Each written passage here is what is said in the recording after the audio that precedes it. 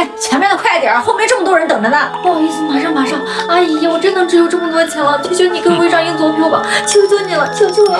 行吧，来给你。谢谢阿姨，谢谢阿姨。这孩子也太可怜了。